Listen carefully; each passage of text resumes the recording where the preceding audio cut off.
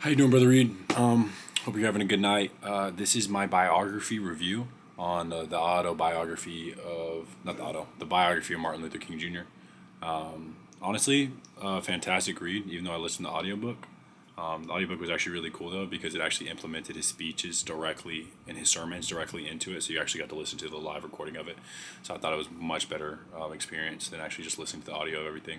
How many pages did I read? I listened to the whole thing. I completed it today.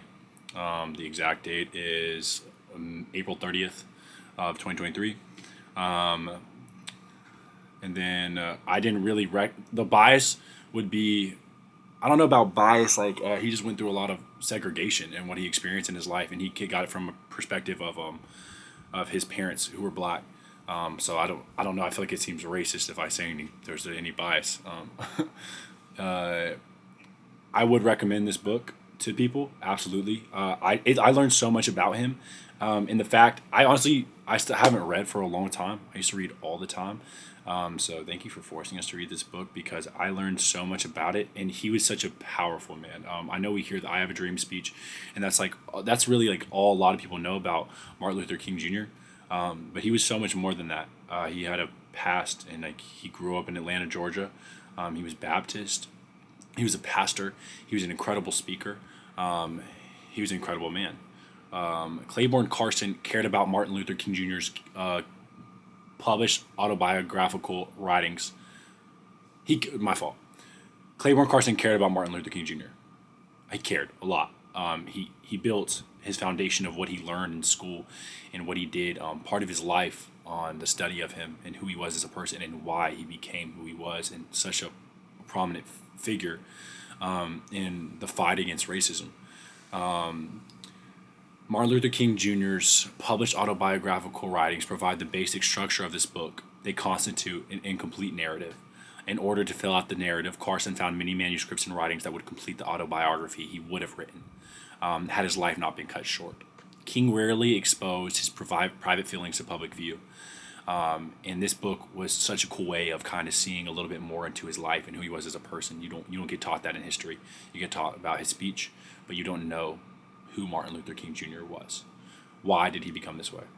He was born during the Great Depression in Atlanta, Georgia. The so-called gateway to the South. The community he lived in was poor, but most of his neighbors were deeply religious. He had parents who were loving and put God first. His mother faced the problem of explaining segregation to him as a young child. I feel like any mother would, telling him he should feel important, but at the same time go out into a world that is practically built against you, built against your success. A system geared to keep people whose skin wasn't white at the bottom of the social class pyramid. I feel like the whole book is kind of eye opening to me as a white man, to see segregation people face in the country that I love so much, the country I love dearly. I think it's insane that people actually experience racism on the level that he did and his family did. How do you explain that to your kid? That people don't like you or hate you because the way that you look or the color of your skin. His mother made it clear she opposed the system and that it must never make him feel inferior. You are as good as anyone, she would say. Little did she know that this little boy she held in her arms would fight against a system of racial injustice until his last breath. His father always had an interest in civil rights and always stood out in social reform. He led the fight in Atlanta to give teachers of every color equal pay and perhaps won the grudging respect of the whites. Sunday school gave him the capacity of getting along with other people. That is so relatable in my life and how I grew up going to Sunday school. It helped me get along with different types of people, so I can relate to Martin Luther King Jr. on that. Some of the two things. This is cool. Like the two things that affected him greatly, and things that you would never know unless you read this book. That's why I suggest it so much because he's lived such a powerful life. It's inspiring to me. The death of his grandmother hurt him because of the extreme love he had for her. She assisted greatly in raising all the King children. It hurt him when they lost a grandmother because he cared about her. I just lost my grandpa a few months ago. I know how much that affected me, but it made me want to live my life better and be a better man. In respect and honor of him and reverence. There was a white kid that used to play with King when he was a child. Once they got into school, things changed. Once they got around everybody else, the kid told King that they couldn't be friends anymore because his father demanded it.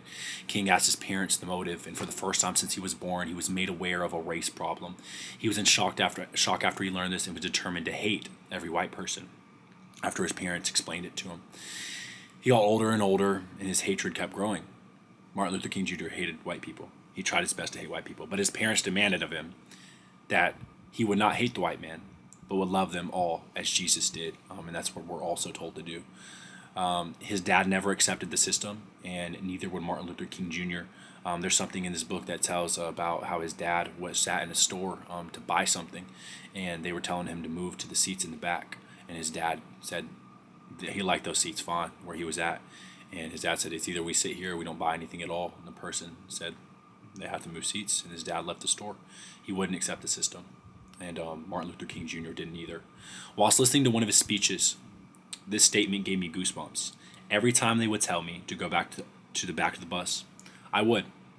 And my body would go to the back of the bus, but my mind stayed up there on that front seat. I promised myself that one day my body would be up there too. Wow. I was listening to that speech, him saying it, goosebumps immediately. What a powerful man. Someone who stood for what was right and believed in it wholeheartedly and didn't just back down on it because it was against popular opinion or because so many people hated him for it or were against him because it put his family in danger. He was a martyr for his cause. So much respect for him, and thank you so much for making me read this book. So powerful. I think the biggest thing that stood out to me has got to be the speeches.